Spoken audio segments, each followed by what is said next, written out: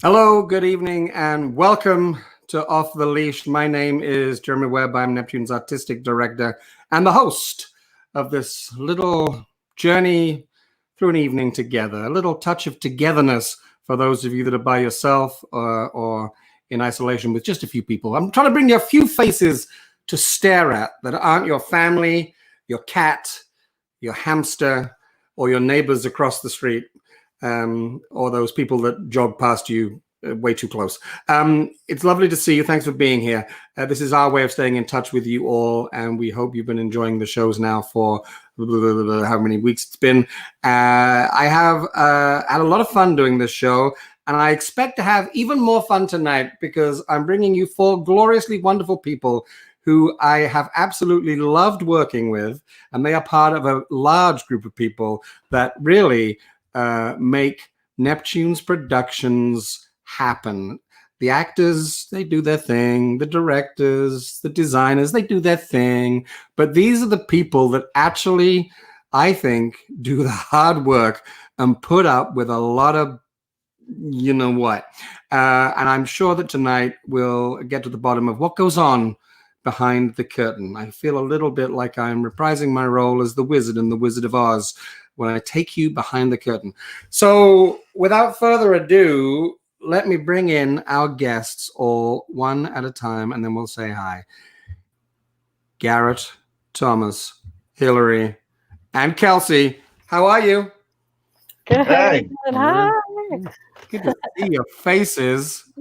Look at that. So, folks, these are just some of the crew that have been for years putting on shows at Neptune for your edification, delight, and they work so hard. And I must say, actually, you've kind of all like, you normally you're working so hard, you're in blacks, you're in black t-shirts and jeans and stuff, but everyone's looking so gorgeous tonight. It's like opening night. Yeah, got dress blacks going and everything tonight. Wearing black, yeah.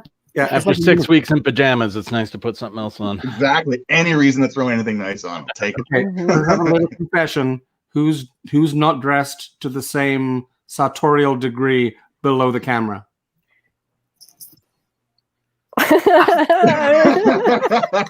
I'm not standing up. Good work, team. Let me just first check in how you're doing. Let me know how you're doing and where you are. And I rather than just asking how you're coping with this crisis, because we're all in the same boat. We're all feeling the same way in our own way.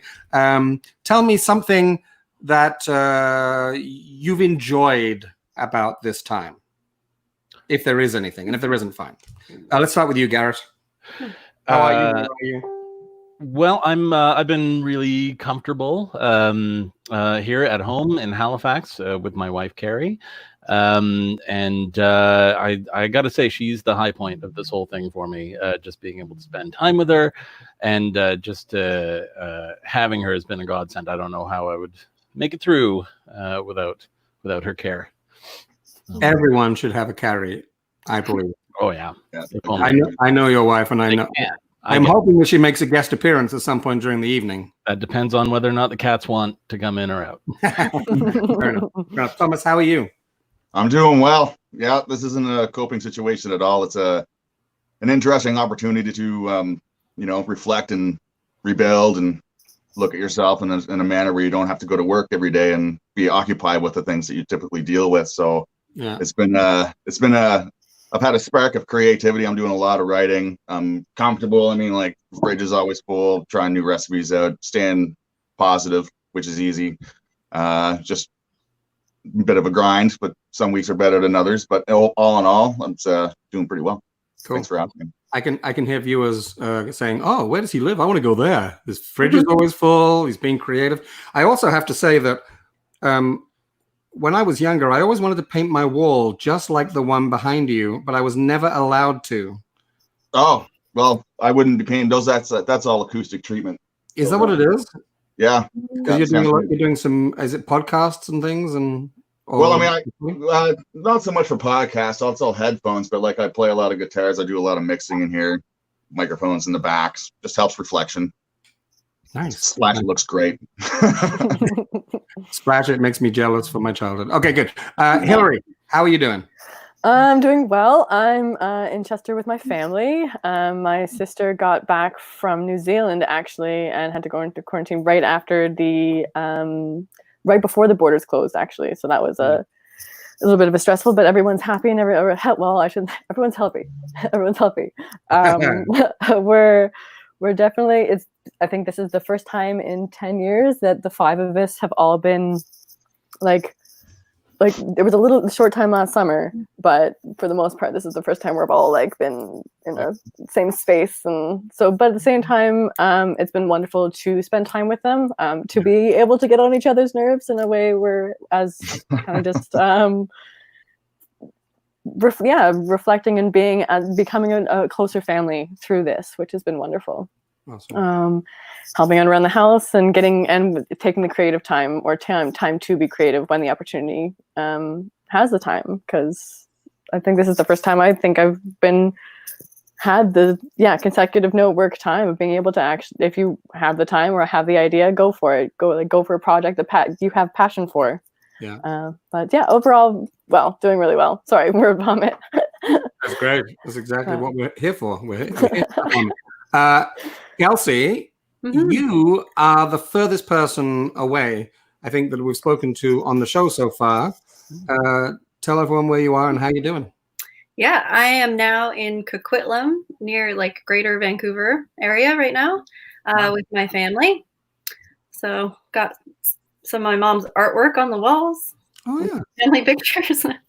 But yeah, I went through like being alone for a while in isolation, and then packed up all my stuff and like flew to the other side of the country. So I've been here for like 2 weeks now. Wow. And yeah, it's pretty nice being around other people after being like living alone and being alone for like a month. There's even a little dog here, and yeah, pretty nice. Flying was weird. That was a very strange experience.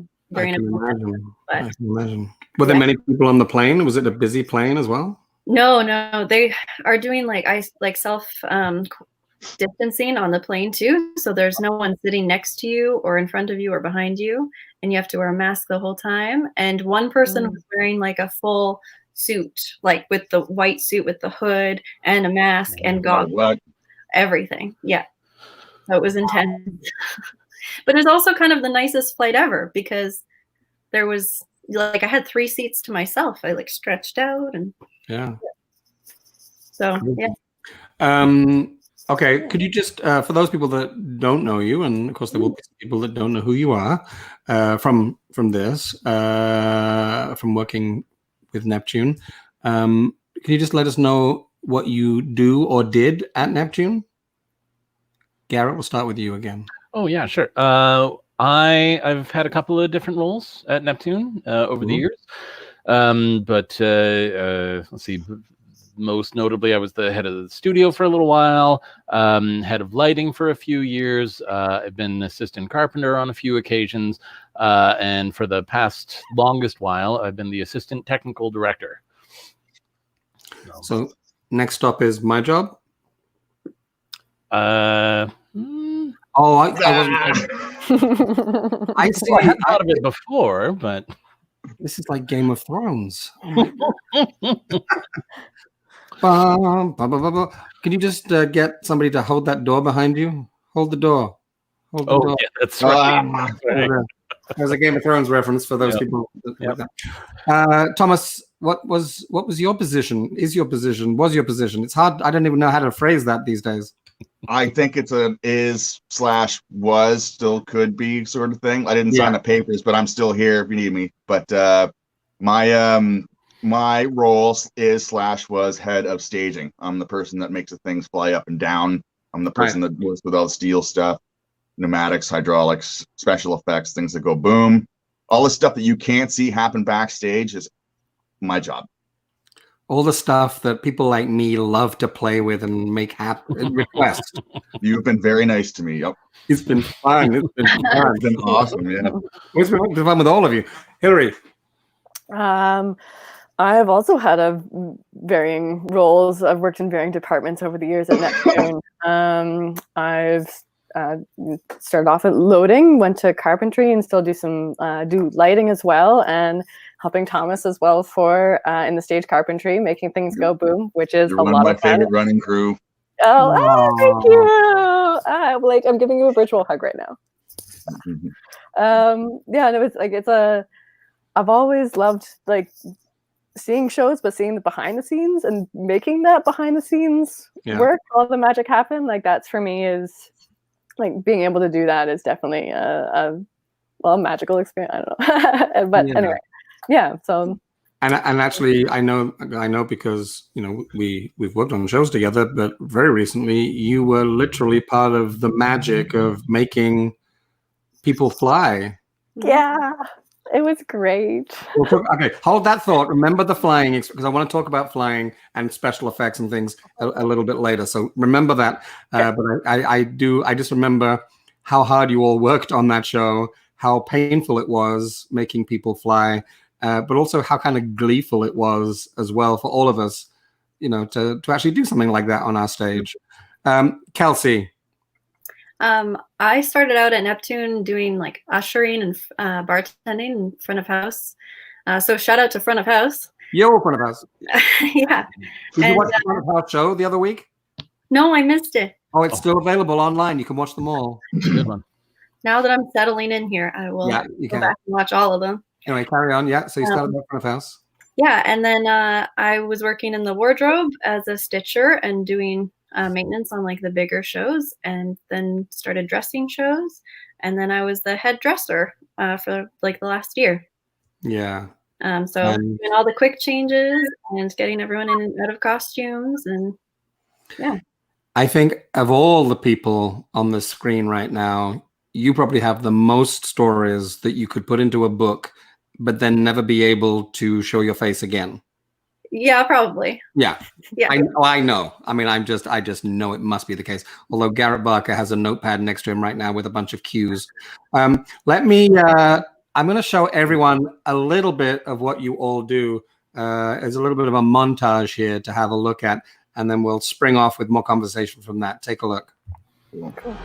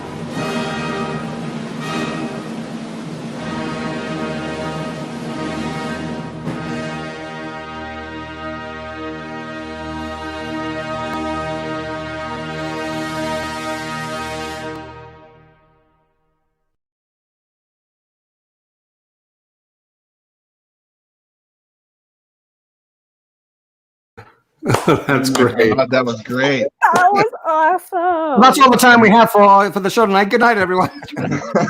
I missed it so much. I want to thank Garrett for putting that together. I didn't know he was going to do that, and then he sent it along, and I was like, this is an amazing way to start the show. So I think that probably gave everyone a really good idea of how weird your jobs are. I mean, really, because you have to do the mechanics and the practical engineering and the work to make seemingly magical, like you were saying, magical things happen, whether it's an explosion, a puff of smoke, a crocodile going across the stage. Thomas, what's it like as a grown man to come to work and get asked to do this kind of weird shit? I'm sorry, what was that again? As a grown man to come back and like to go there and do this kind of weird shit. Oh, it's great. It keeps me from being a grown man. I love it. I'm doing that stuff at Neptune is something that I never in a million years ever would have thought that I would have fallen into a occupation that requires that kind of skill set. I mean, with any show that kind of comes through there, you're sort of, I mean, not a lot of it is fly by the seat of your pants and figure it out, but like you have to come up with interesting ways to get a result that you would never see at any other workplace. And every time a show comes in, especially a heavy musical or something, where there's like flying mechanics and stuff like that involved, like I couldn't think of a better job, to be honest with you. Yeah. Very happy. I feel the same way. So I kind of want to disagree with you a little, because I think my job's better because it's probably slightly easier. But I'm a worker bee, man. I couldn't do the managerial. Oh yeah. Well, I'm not sure I can anymore. So we'll say that now, but yeah. So be careful what you wish for. Be careful what you say, I guess. Garrett, what are the people like that you get? I mean, there's three of them right here, so you got to be nice about these three. But do I though? No, good point. Maybe this is the time for your first, confessional on your list. But there's a big team of people that over the years have been in and out. But if you could sort of sum them up, what's the criteria for working backstage at a theater like Neptune? Well, it varies a lot because we do so much various stuff. One of the reasons I love theater is that it involves so many different artistic elements from so many different disciplines. So we've got people who are really fantastic at carpentry, and people who are the very best painters I could name. But some people are jacks of all trades, and some people are masters of one. And part of what my job is now is to get to know exactly what everybody's strong points are, as well as who works best in a group together, and try to make the best team possible. But we end up doing so much weird stuff all over the place that it's like sometimes you need someone who can make fairy wings flap on the back of a corset, and like who does that? I don't know. We've never done it before. We call this person and we'll figure it out. And It is amazing. You mentioned the fairy wings. I'm like, oh yeah, the fairy wings. Wouldn't it be when a writer writes something like, I'm not that's necessarily, I don't think that was in the script, but certainly, and the fairy wings flap. That's easy to write at 1 a.m. with a glass of wine when you're a script writer, but then somebody's got to make that happen. Yeah. Or Kelsey, for example, in your department, in your world, Cinderella is wearing a dress and suddenly she's meant to be wearing the famous blue dress, but not leave the stage, and it happened in an instant. Yeah. So what's it like for you? I mean, I joked earlier that you probably got the most stories to tell, but you are back there not only doing your job, but a large part of your job, I think, is looking after the talent, looking after the actors, making sure they're in the right piece of clothing at the right time, pointing towards the stage. Is that fair to say? Oh, yeah. How's that been for you?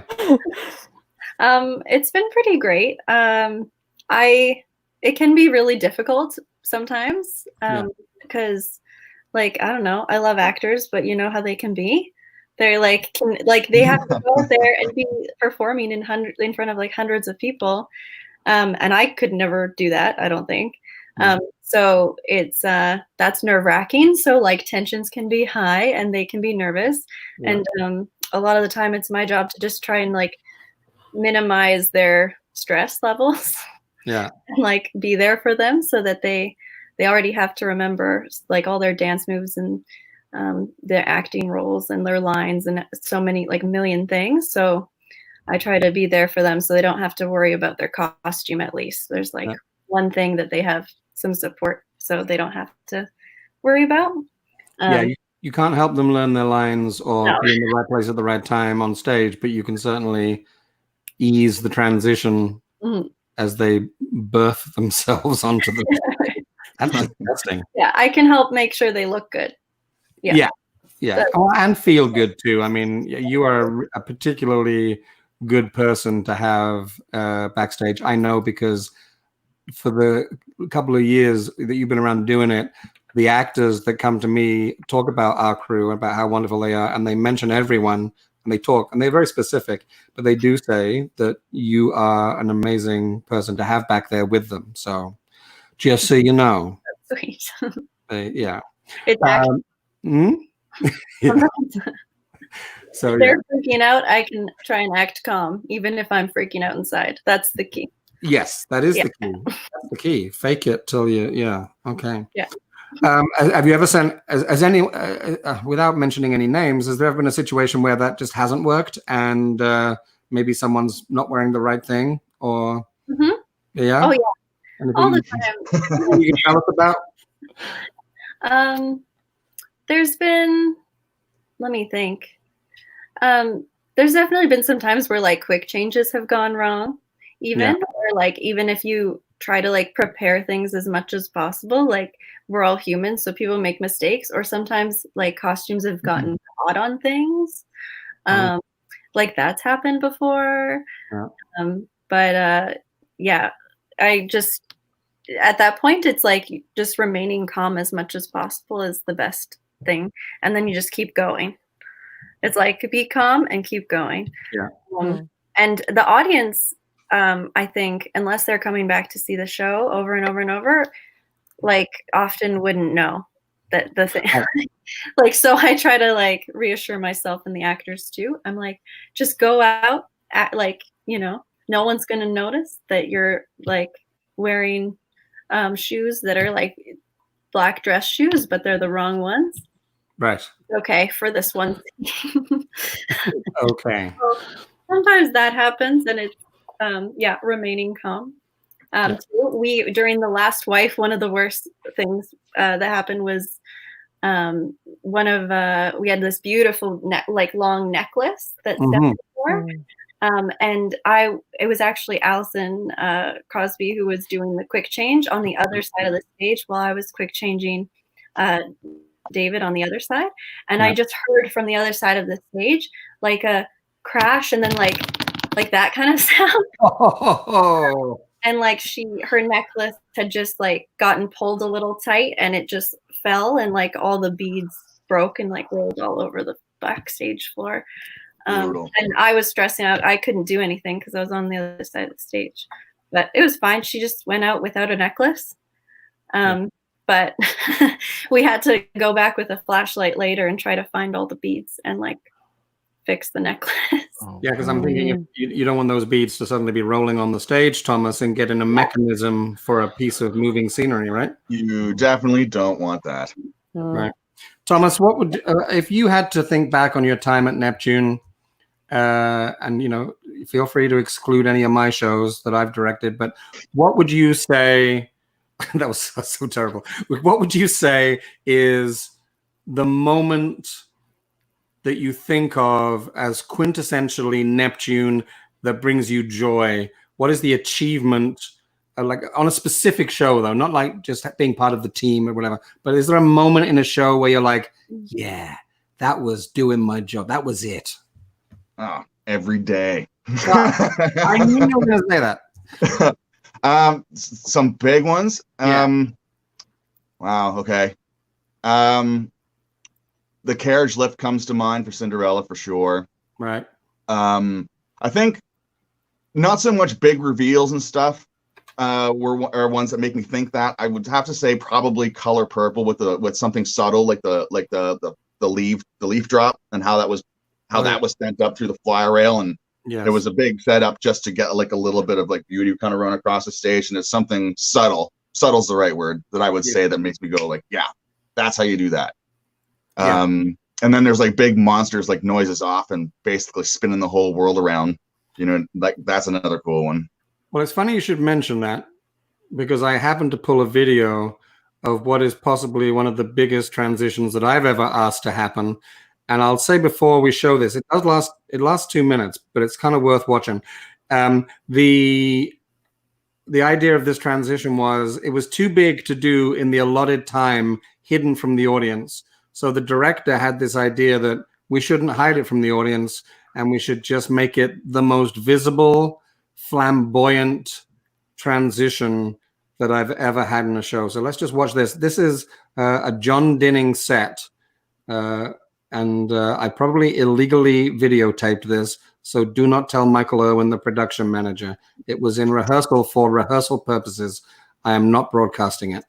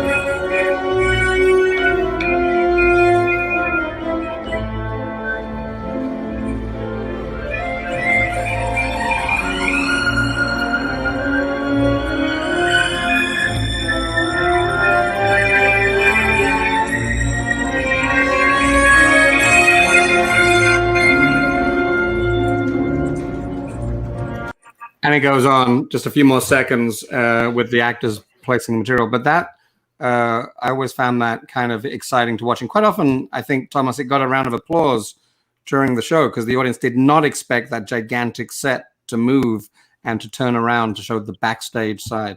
Yeah, you'd never guess that something like that could be spun with just one person, really. Like, it's a matter of, like, there's a lot of people involved in that to make it go around as smooth as it did.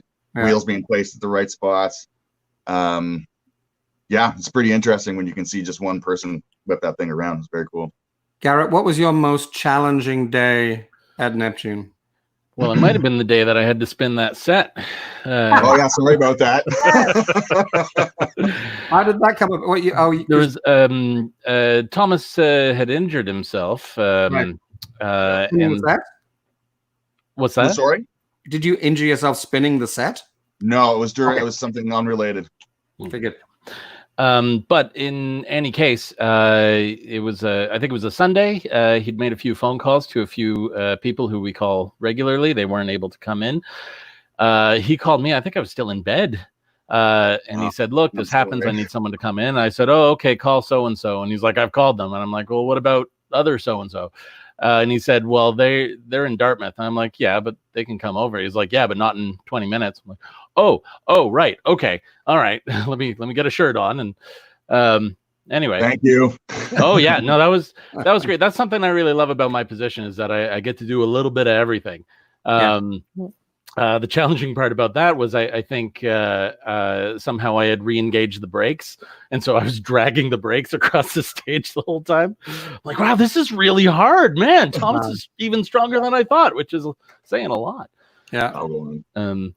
Anyway, I'm sorry. What was your question? No, I said, what was your most challenging day, and you chose that one. So yeah.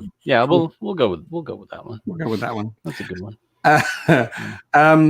Hilary, just tell me tell me what you know. I mean, Neptune, we build our sets, we deliver them to the theater, we install them. Just tell me a little bit about that process.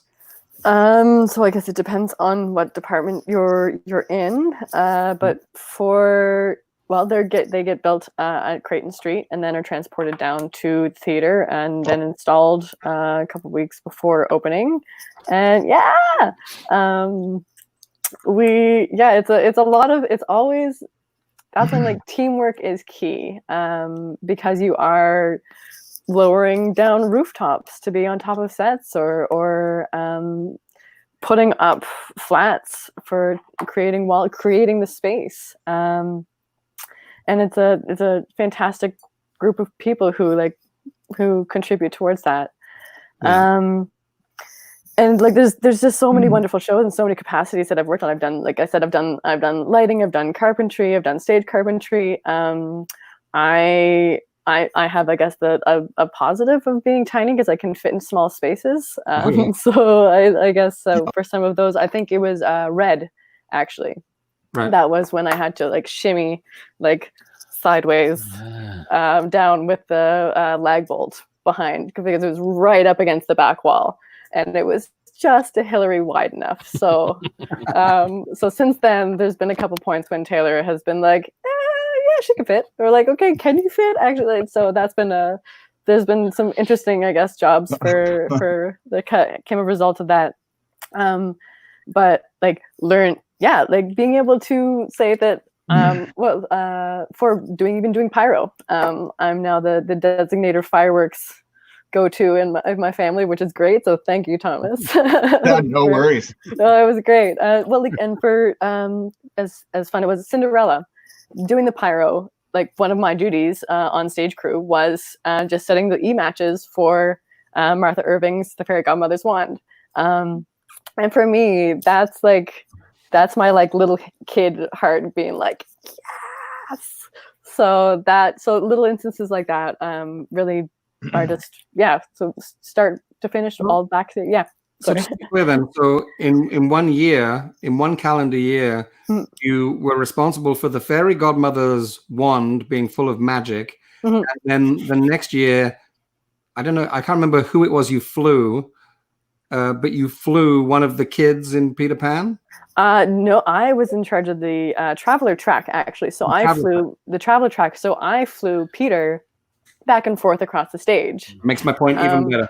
So that was a learning weight and pendulum, and because it's all just two lines to go left and right, and to be able to swing him and land him on the bed, top of the bunk bed, which is you flashed right back to that, didn't you? maybe yes. No, it was but still, like having him fly across the stage and be like, and Peter Pan is actually one of my favorite kind of like books. So like, just, the Island of Magic kind of thing, and so to be a part of that was definitely like a check mark on my life goals list. But probably one of the reasons I got into theater, just to do an awesome Peter Pan. So thank you, Jeremy. You're welcome. Well, please don't stop now. Any of you, don't stop now, just because you've done that. So our time is nearly up. It flies by every single time. Do any of you? What's your earliest memory of Neptune? Whether it was when you were working here or just as an audience member, do you have an early memory where you go, Neptune? The first show that I came to see when I was coming through Halifax to look at universities was Blood Brothers. Yeah, so there you go. There's a Jeremy connection there. That's 22 years ago, Garrett. Yeah, I loved your work in that, by the way. That was great. Thanks. Well, yeah, I totally remember specifics from it. My first one of my first calls at Neptune was Dinner with Friends, starring Joyce DeWitt of Three's Company fame. And we had a new head carpenter, and Brian Daw was in there as well, who's a bit of a crotchety guy. And anyway, long story short, I was sent to do a simple task of sanding the edge of the revolve with a belt sander. I managed to get the cable for the belt sander cut back into the belt. Sparks were flying out of the thing. And anyway, as I was leaving, the new head carpenter, Matt Zile, was saying, thank you so much. You were really great. In the background, Brian Dawes yanking the cable out of the belt sander, saying, and Matt saying, oh yeah, we'll have you back real soon, anytime. And I don't think I got a call back for a good 5 or 6 months. And now you can't escape the place. That's right. Yeah, because we've put mirrors up on the doors, so you're turning around. I get so confused. Yeah, no. Yeah, Gary, you're like the go-to. You're like Halifax's go-to person. That's what I hear all the time. Everybody's like, "How do I do this?" Call Garrett. Neptune, call him. He'll answer. Yeah, it's true. You can make me blush. Well, as one of your employees, I'm watching. employers. I'm just kidding. It's fantastic that you are also, because you also work outside of Neptune in the off season, such as it is, and design sets. Yeah, that's a passion of mine, designing set, lighting, on occasion video. And of course this summer season, not a lot is going on. I was working on a few shows that were still hoping to happen up until last week, and with a few more, I'm not going to say cancellations, postponements. We're still hoping those shows will happen next summer. So I'm still working on them, just with a much more relaxed deadline. And Kelsey, tell me, okay, I know why, but just why are you in Vancouver? What's going on? Why did you leave us? Well, I am from BC. Right. So I miss my family a lot, and I've got like some small nieces and a nephew out here. So I was kind of planning to finish my season. I wanted to like finish with Billy Elliot and like have a huge, like gala and all that stuff. That was my plan, was to finish the season at Neptune. But since things have been put on hold, I decided to just come out here sooner rather than later. Yeah. And we'll see what happens. Might do some film work out here. Yeah. But yeah, just want to like spend time with my family, and my boyfriend is also out here. Right. So those are all very good reasons, and I think they're all very justified and very wise and wonderful for you. But what about me and my needs and the theater's needs? Thomas, same goes for you. Yeah, that sure does. Yeah. Don't even think about leaving now. Anyway, I said it in public. I said it on video. Look, it's been wonderful to talk to you. Thank you so much for coming in. I feel bad that I didn't quite push you and poke you enough to give more horror stories, unless anyone has a parting one that they want to share. But I get the feeling you're all way too politic, and you're all too nice. I don't play politics. I don't have any horror stories, but I do see a lot of rambunctious stuff go on backstage, especially when you're deep into a musical run. Some crazy stuff can happen. Some really funny ones. Are you talking musical theater performers particularly have a certain?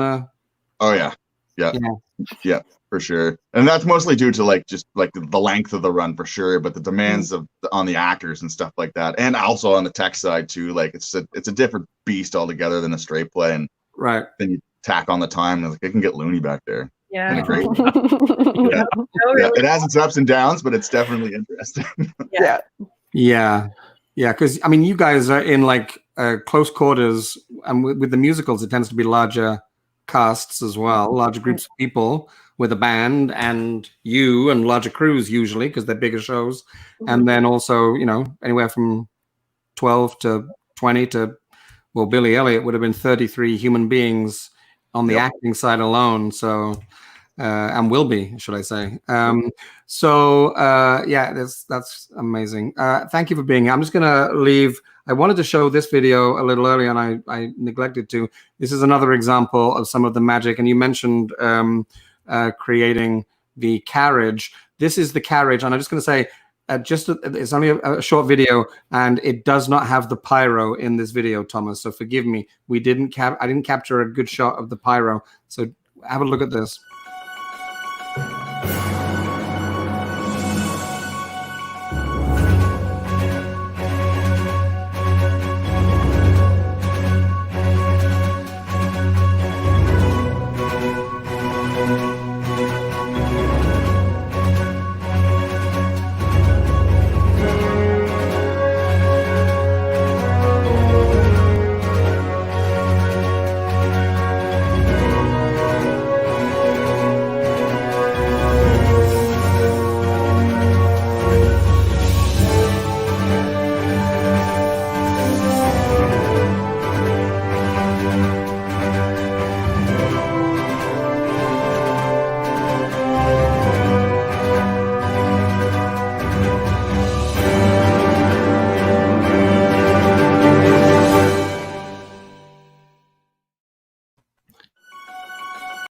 I did want to show it again. I did not want to show it again. I wanted to get to the very end of it because I knew that it had the names of the people that worked on it, even though they were very quick.